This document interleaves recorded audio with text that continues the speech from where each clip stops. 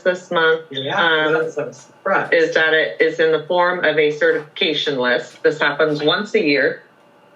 And so this is our Kootenai County list. We also have our handful of Bonner County list. But I'll speak to the Bonner County one because it's small. We only have one water account. But we could go up there and turn their water off, and recoup the funds that way.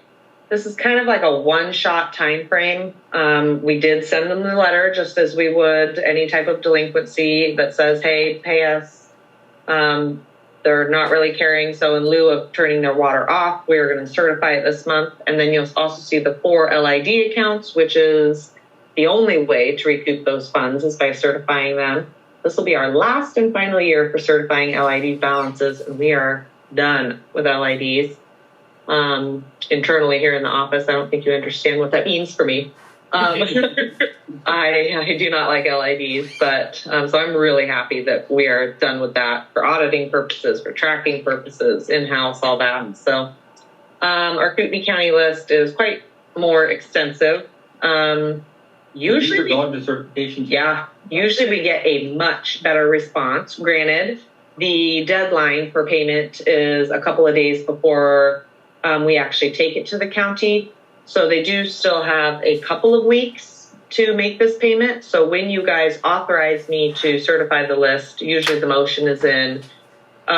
We authorize the list as it's presented, minus anybody who makes a payment between now and the date of certification. But their deadline date to make payment is the 29th.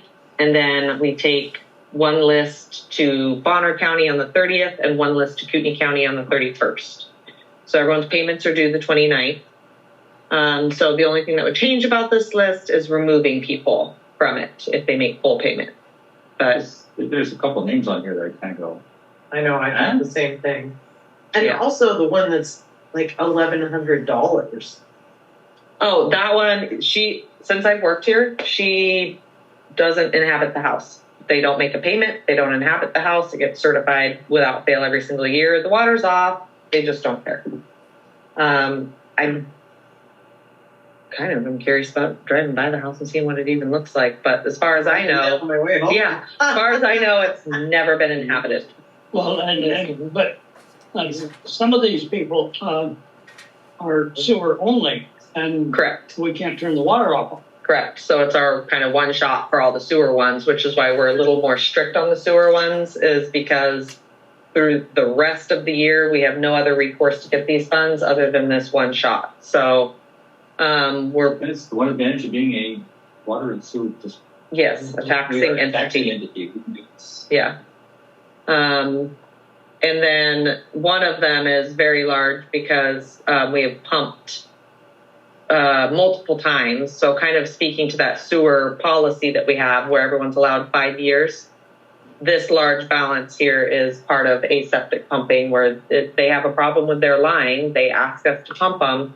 They haven't paid it, and she's chosen to let it certify to her property taxes. I think that's actually her best course on getting the bill paid. It was a large bill for her to pay right off the bat, but certifying it to property taxes allows her the ability to keep saving without it incurring late fees on her account. So, well, I would move that we authorize Jesse to send this to certification as is, accepting for any people who have paid before the due date of July 30 or 31st and move forward with it.